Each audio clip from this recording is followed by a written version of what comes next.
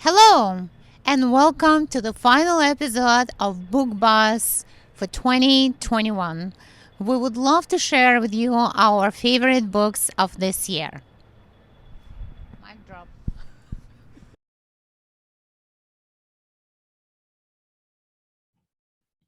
One of my favorite reads of 2021 is the book by New York Times bestselling author Patrick Radden Keefe, Empire of Pain: The Secret History of the Sackler Dynasty. It was a great read, eye-opening, and a masterpiece of narrative reporting. As I was reading the book, the saga of Sackler family was evolving, still evolving. I would read a chapter of this book in the evening, and in the morning find an article in New York Times about the bankruptcy court, which, by the way, was having hearing in White Plains. Last week, the Metropolitan Museum of Art made an announcement that the museum is denaming the Sackler Wing. In his book, Keefe describes the company's deceptive marketing practices, the legal tactics that family has used to avoid accountability. Sacklers were responsible for making and marketing OxyContin. In the past 20 years, opioids were responsible for the deaths of nearly 500,000 Americans. This family changed the way how drugs are marketed to the general population. Also, their company, Purdue Pharma, set out to basically change the mind of American medical establishments about dangers of strong opioids. The company went out there with arm of sales reps, and they will spend $9 million annually. $9 million just for incentives to doctors to convince them to write more prescriptions. I also recommend watching a new show on Hulu called Dope Sick. It's based on Bess Macy's book with the same title. Happy reading in 2022. Hi, my name is Bob. I'm a librarian here at Harrison Public Library. One of my favorite books for 2021 is Whereabouts by Jhumpa Lahiri. It's narrated by an unnamed solitary woman in an unnamed city in Italy. And while many of the events and thoughts she recounts are relatively routine, she expresses herself in such a deeply thoughtful way and in such beautiful language that the book is captivating. Lahiri also wrote a short story collection called The Interpreter of Maladies, which is one of my favorite books. And I don't ordinarily like short stories. My other favorite book from 2021 is Project Hail Mary by Andy Weir. This is a science fiction story with a great plot and interesting characters, including an alien.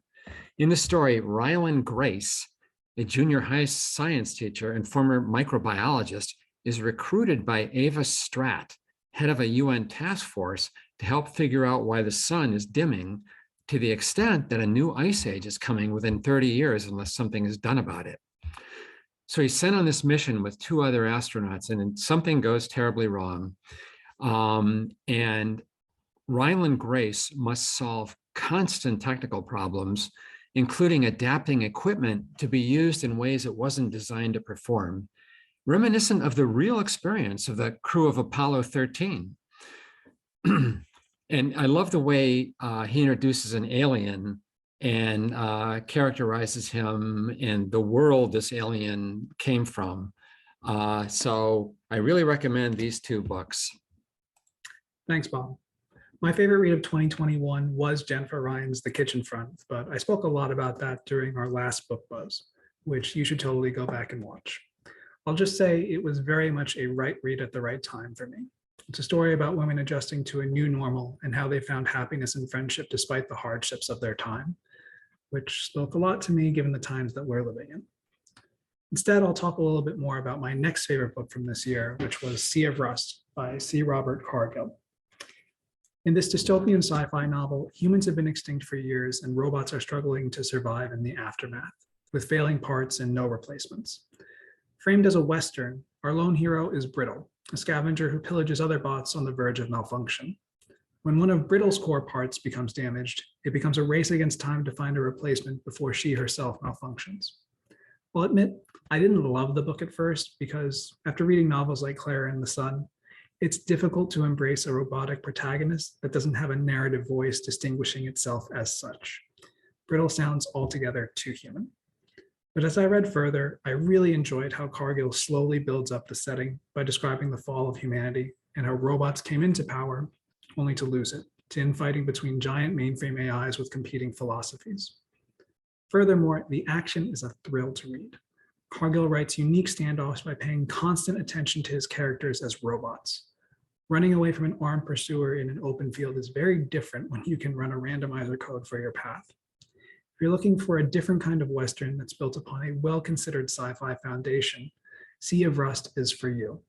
Although it didn't quite stick the landing for me, I still thought it was well worth the journey before the finish. Enough to say it was my second favorite read of 2021. And next up, we have Jovy. On to my favorite book published in 2021. And that book is called The Last Graduate by Naomi Novik. The Last Graduate is the second book in the Scholomance trilogy. So I'm cheating a little bit here, but trust me, once you read the first novel, A Deadly Education, you're definitely gonna wanna pick up the second book, The Last Graduate. Think of this trilogy as the smarter, snarkier, and more well-written version of Harry Potter. Our friendless protagonist, Galadriel, or Elle, attends a school for young wizards. But this school is no Hogwarts, because going to this school can literally kill you if you're not careful. Monsters, called Maleficaria, or Mals for short, lurk in every corner of the school, and they love to eat defenseless young wizards. On top of that, in order to graduate the Scholomance, you have to run a gauntlet of uber-hungry mouths in order to reach the exit. High school has never been so entertaining and so deadly. The Last Graduate by Naomi Novik. Thank you. And now we have Giovanna talking about her favorite books of 2021. Take it away, Giovanna. Two of my favorite books of 2021 are direct opposites from one another. The first is called Dial A for Aunties by Jessie Q. Sutanta. It's a novel that offers a mixture of culture and comedy in this unpredictable story of a first date gone terribly wrong. So here's the joke. What happens when you mix one accidental murder with 2,000 wedding guests? And then toss in a possible curse on 3 generations of an immigrant Chinese Indonesian family. And the punchline is you get 4 meddling Asian aunties coming to the rescue. The next book in the series is due out in March 2022 and it's called 4 Aunties and a Wedding. Can't wait to read it. And if you're looking for something that's really laugh out funny and quirky, Dial A for Aunties is the book for you. Another favorite of mine this year is a historical fiction novel called The Children's Train by Viola Ordone, translated from the Italian by Clarissa Batsford. Originally published in Italy in 2019, The Children's Train was released in the US in January of 2021. Ordone explores a piece of Italian history that occurred during the aftermath of World War II, which is unfamiliar to most.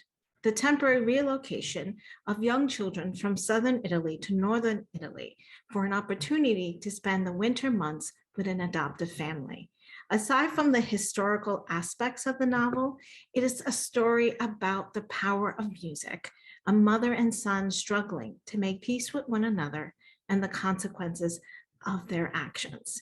And last but not least, another highlight for the year is Tales from the Cafe by Toshikatsu Kawaguchi, which is a sequel to his best-selling novel Before the Coffee Gets Cold.